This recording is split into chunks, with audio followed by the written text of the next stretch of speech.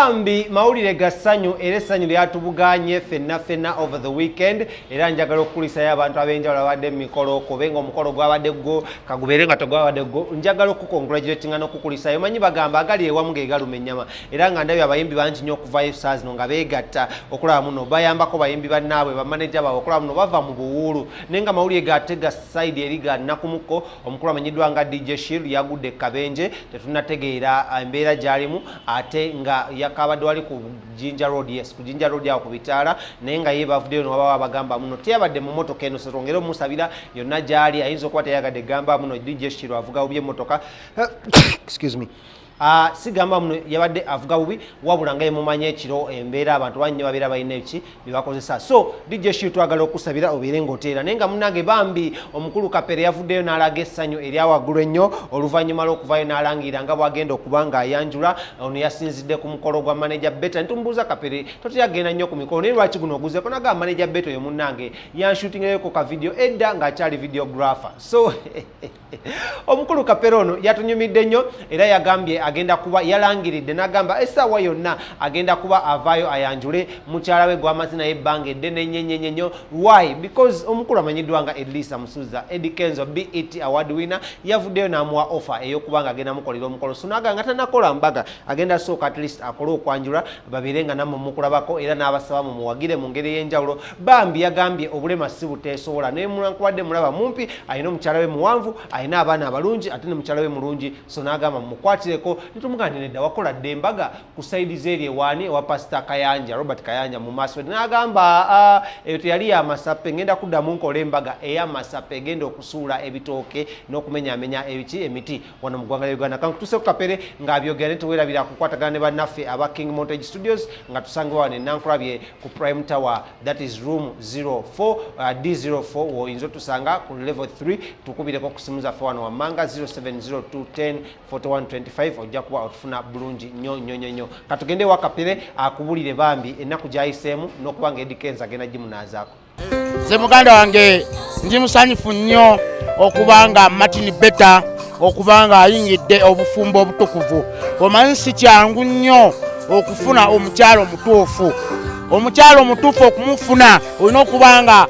otambula obuseetwe lusiriko biki n'obiyitamu era bw'omala obiyitamu ebyo manya omukyalo omutuufu oba okoze eki omufunye so Martin Beta muganda wange manager wa Eddie Kenzo tukuyozaayoza olw'okubanga muganda wange ofunye omukyalo omutuufu agenda okunyigira ettooke eriwobedde buli kimu ate manager Martin Beta tokubanga mukazi wo bw'abanga akunyiizizza ovangawo akiisi n'okanjanya obusungu n'ogendako mu mikwano gyo omukolo gwa kabaka ogwo oyo kabaka alabika yansosodde teyampise yayiseemu banne naye nange kyenja okukola mu maaso awo nange ngenda kwanjula mukazi wange mu butongole Busoga mbagamba mu maaso awo nsuubira okwanjula mukazi wange mu Busoga kubanga namujja Jinja era mu maaso awo ojja kuba mbabulira enteekateeka okwanjula mukazi wange mu butongole kubanga mbeereddewo mu kiseera kyonna mu bizibu byonna mu buwaavu ne mu bugagga ambeereddewo kasiso nange ngenda salawo nange ngende mwanjuleyo mu bakadde be. Yes. Twawulira nti ate Ssebbanga yagala kubbako mukazi wo. Ssebbanga lwabba mukazi wange sikiina mbuzibu ye tasobola kubanga nze mukazi wange asigalawo mukazi wange abeera waddala. Yes. Tasobola okuleka kwagala mukazi wange okuleka nga nfudde.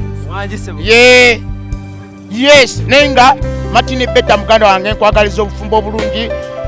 n'abaana abalungi muzaala abaana abalungi buli kimu kibeere nga kibaakira nga munyenye ekiro nga omusana gw'enjuba ku macanga evaayo byonna Mukama abawe buli yonna bye musinga okwagala nange nga mbagamba nti nange munsabire nange nfuna omukisa ngende nyanjule mukazi wange mu Busoga mu butongole. Tukimanyi obwavu bukutta ssebo tolina mukasente omwana w'abandi ogenda mwanjuzisa ki ssebo. Mukama yekka y'amanyi kubanga ku nsi kuno tubeerawo n'emikwano kubanga ekituyimirizaawo mikwano. Yes ekinyimirizaawo n'okutuusa kati mikwano. Akasuuti kano nagikuladde era badde weeri mu kigundi kyayo emikolo era abeetuze bagala Kapere kubanga ntuuse bannange ebikiki kino naye so mwebale nnyo okunkyazaako ate si kwesiibula naye nga bwobimanyi nti jaamu tujja kugwa mu jaamu wagula emmotoka motoka sinnaba naye muna ya mukwano gwange naye mmanyi ku nsi kuno tulina okubeeramu n'obugumiikiriza nti ekintu ekitannaba kujja tokipapira kubanga buli kintu ku nsi kuno kibaamu n'ekiseera wemba sinazimba buli kintu kibaamu n'ekiseera n'esente zijja kujja naye nga nazo zirimu ki ekiseera kyekugambye muganda waffe Martin Betta ayise mbisiriko mu luseetwe mu bigambo ebingi biki kati nange nja kuyita mu bigambo bingi so nange mpita mu bigambo bingi akaviiri ako bakayita batya akaviiri kano open roof bakayita open roof oba no ceiling